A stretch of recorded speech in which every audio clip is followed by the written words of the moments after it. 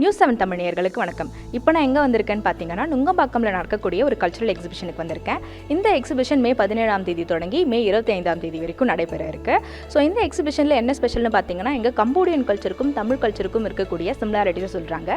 பல்லவர்கள் சோழர்கள் மூலமாக கம்போடியாவில் தமிழ் கல்ச்சர் அறிமுகப்படுத்ததாக சொல்லப்பட்டாலும், அதற்கும் பல்லாயிரம் ஆண்டுகளுக்கு முன்னாடியே வணிகர்கள் மூலமாக இந்த கல்ச்சர் அவங்களுக்கு அறியப்பட்டதாக சொல்கிறாங்க. ஸோ இங்கே நிறைய இமேஜஸ் மூலமாக நமக்கு டெபிக்ட் பண்ணி காட்டுறாங்க. அது மட்டும் இல்லாமல் எக்ஸ்பிளனேஷன்ஸும் தெளிவாக கொடுத்துருக்காங்க. ஸோ இந்த ரெண்டு கல்ச்சருக்கும் இருக்கக்கூடிய சிமிலாரிட்டிஸை நம்ம கேட்டு தெரிஞ்சுக்கலாம், படித்து தெரிஞ்சுக்கலாம் வாங்க. இந்த எக்ஸிபிஷனில் ஆக்சுவலாக நம்ம தமிழ் ஆர்கிடெக்சருக்கும் கம்போடியா ஆர்கிடெக்சருக்கும் என்னெல்லாம் சிமிலாரிட்டிஸ் இருக்குன்னு பார்த்துட்டு வரோம். ஸோ என் கண் முன்னாடி ஃபஸ்ட்டு யார் இருக்காங்கன்னா காரைக்கால் அம்மையார், அவங்களோட கம்பேரிசன் செட் இங்கே இருக்குது. காரைக்கால் அம்மையார்ன்றது மூத்த பதிகத்தில் ஒரு டெபிக்ஷன் இருக்குது. அதாவது அவங்க நடராஜரின் காலுக்கு கீழே பேய் உருவம் கொண்டு இருக்க மாதிரி. இது கங்கை கொண்ட சோழபுரத்துலையும் இந்த டெபிக்ஷன் இருக்கிறத இங்கே காட்டுறாங்க. அட் த சேம் டைம் கம்போடியாவில் பந்தேஸ்ரீன்ற இடத்துல இதே டெபிக்ஷன் இருக்கிறதையும் நம்மளால் இங்கே பார்க்க முடியுது. அடுத்தது நம்ம பார்க்கக்கூடிய சிமிலாரிட்டி என்னன்னு கேட்டிங்கன்னா ராமாயணம்.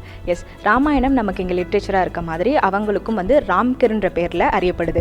ராம்கெர்ன்றது அவங்களுக்கு ஒரு லிட்ரேச்சராக மட்டும் இல்லாமல் அவங்க வாழ்வியலோடு சேர்ந்துருக்கு. பெயிண்டிங்காகவும் சரி, ஸ்கல்ப்சராகவும் சரி, டான்ஸாக, மியூசிக்காக அவங்களோட வாழ்வியலில் இணைஞ்சிருக்கிறத அவங்க சொல்கிறாங்க. ஃபார் எக்ஸாம்பிள், தாராசுரமில் வாலிக்கும் சுக்ரீவனுக்கும் நடக்கக்கூடிய போர் பந்தேஸ்ரீன்ற இடத்துல 10வது செஞ்சுரியிலே கம்போடியாவிலையும் காட்சிப்படுத்தப்பட்டிருக்கிறத நீங்கள் இங்கே பார்க்கலாம். அடுத்ததாக தமிழ் மக்களும் கம்போடிய மக்களுக்கும் இருக்க ஒரு ஸ்ட்ரைக்கிங் சிமிலாரிட்டி என்னென்னு பார்த்தீங்கன்னா, என் பின்னாடி இருக்கக்கூடிய தமிழ் கடவுள் முருகன். தமிழ் கடவுள் முருகன் நமக்கு ஒரு சாந்தமான கடவுளாக இருந்தாலும் சரி, இவங்களுக்கு 2 ஃபார்மேட்டில் அறியப்படுறாரு. முதலாவதாக சாந்தமாக மயிலில் உட்காந்துருக்க மாதிரி ஒரு முருகனையும் இவங்களுக்கு தெரியுது.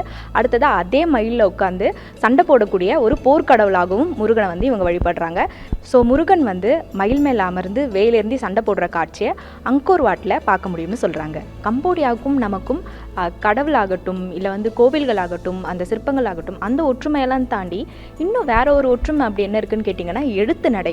ஆமாங்க, பல்லவர்களோட எழுத்து நடையை தான் பல சவுத் ஈஸ்ட் ஏஷியன்ஸில் அடாப்ட் பண்ணியிருக்காங்க. அப்படி கம்போடியாவோட கெமர் ராஜ்யமும் அவர்களும் பல்லவர்களோட எழுத்து நடையை தான் அடாப்ட் பண்ணியிருக்காங்க. அது இங்கே இருக்கக்கூடிய சிற்பங்கள்லையும் கல்வெட்டுகள்லையும் நம்மளால் பார்க்க முடியுது. அது மட்டும் இல்லாமல் பல்லவர்களோட இந்த சர்நேமான அந்த வர்மன் இருக்கு இல்லையா, அதை கூட பல கேமர் அரசர்கள் அவர்களோட சர்நேமாக வச்சிருந்ததையும் கம்போடியா ராஜ்யத்தில் பார்க்க முடியுதுன்னு சொல்கிறாங்க. நான் ஏற்கனவே சொன்ன மாதிரி கம்போடியாவில் எல்லா மக்களுக்கும் ராமாயணம் ரொம்பவே தெரிஞ்சிருக்கு.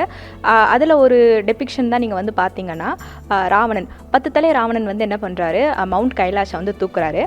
அவர் தூக்கக்கூடிய அந்த மவுண்ட் கைலாஷில் சிவனும் சரி பார்வதியும் சரி அமர்ந்திருக்கிறாங்க. அதை தூக்கும்போது ராவணோட கை அந்த மலையில் மாட்டிக்கிட்டதா ஒரு சின்ன கதை இருக்குது. ஓகேவா? அந்த கதை ஆக்சுவலாக தாராசுரமில் 12வது செஞ்சுரியில் காட்சிப்படுத்தி இருக்காங்க. ஆல்மோஸ்ட் ஒரு சிமிலர் டெபிக்ஷன் பாந்தேஸ்ரீன்ற இடத்துலையும் பார்க்க முடியும். ஸோ இந்த எக்ஸிபிஷனோட கடைசியாக ஒரு அழகான ஒரு முற்றுப்புள்ளி இருக்குது. அது என்னன்னு கேட்டிங்கன்னா இந்த போஸ்ட் பாக்ஸ் தான். ஸோ இங்கே என்ன ஸ்பெஷல்னா, இந்த எக்ஸிபிஷனை நீங்கள் சுற்றி பார்த்துட்டு இதை உங்கள் ஃப்ரெண்ட்ஸ்க்கோ இல்லை ஃபேமிலிஸ்க்கோ நீங்கள் யாருக்காவது சொல்லணும் அப்படின்னு விருப்பப்பட்டீங்கன்னு வைங்களேன், இங்கே ஆக்சுவலாக கம்போடியா போஸ்ட் கார்ட்ஸே வச்சுருக்காங்க. கம்போடியன் ஸ்டாம்ப் கூட வச்சுருக்காங்க. ஸோ இந்த போஸ்ட் கார்ட்ஸில் நீங்கள் எழுதி உங்களோட ரிலேட்டிவ்க்கோ ஃப்ரெண்ட்க்கோ இல்லை உங்கள் விருப்பப்பட்டவங்களுக்கோ நீங்கள் தாராளமாக அனுப்பலாம்.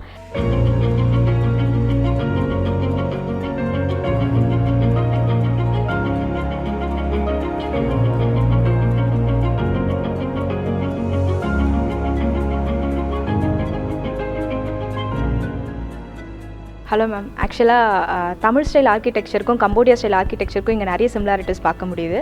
ஸோ இந்த எக்ஸிபிஷனோட ஸ்பெஷாலிட்டிஸ் பற்றி ஷேர் பண்ணிக்கோங்க மேம். வணக்கம். இந்த எக்ஸிபிஷன் நம்மளுடைய தமிழ்நாடு அப்புறம் கம்போடியாவுடைய டெம்பிள் ஆர்கிடெக்சரில் இருக்கிற ஒற்றுமையை பற்றி இதில் சொல்லியிருப்போம். இதில் நம்மளுடைய பல்லவர்கள் சோழர்களுடைய இன்ஃப்ளூயன்ஸ் அங்கே எப்படி இருந்திருக்குது, கட்டிடக்கலையில் ஒவ்வொரு விஷயத்துலையும் நம்மளுடைய அந்த சிம்பிள்ஸில் ஐக்கனோகிராஃபியில் எல்லாமே எப்படி இன்ஃப்ளூயன்ஸ் ஆகிருக்கு அப்படிங்கிறத பற்றின எக்ஸிபிஷன் தான். ப்ளஸ் ஒவ்வொன்றுமே கம்பேரிசனாக இருக்கும் ஃபோட்டோஸ். ஒரு ஃபோட்டோ நம்ம தமிழ்நாட்டு கோவிலில் இருந்து எடுத்ததும் ஒரு ஃபோட்டோ கம்போடியா கோவிலேருந்து எடுத்ததுமா இருக்கும். ஸோ இந்த எக்ஸிபிஷனில் தமிழ் கல்ச்சருக்கும் கம்போடியன் கல்ச்சருக்கும் இருக்கக்கூடிய நிறைய ஸ்ட்ரைக்கிங் சிமிலாரிட்டிஸ் பார்த்தோம். தமிழ் கடவுள் ஆகட்டும், இல்லை ஸ்கல்ப்சர்ஸ் ஆகட்டும், எழுத்து நடைகள் ஆகட்டும், இலக்கியம் ஆகட்டும், இதில் இருக்கக்கூடிய நிறைய ஒற்றுமைகளை பார்த்தோம். இதெல்லாம் போக இங்கே கீழே வந்து டெபிக்ஷனும் கொடுத்துருக்காங்க.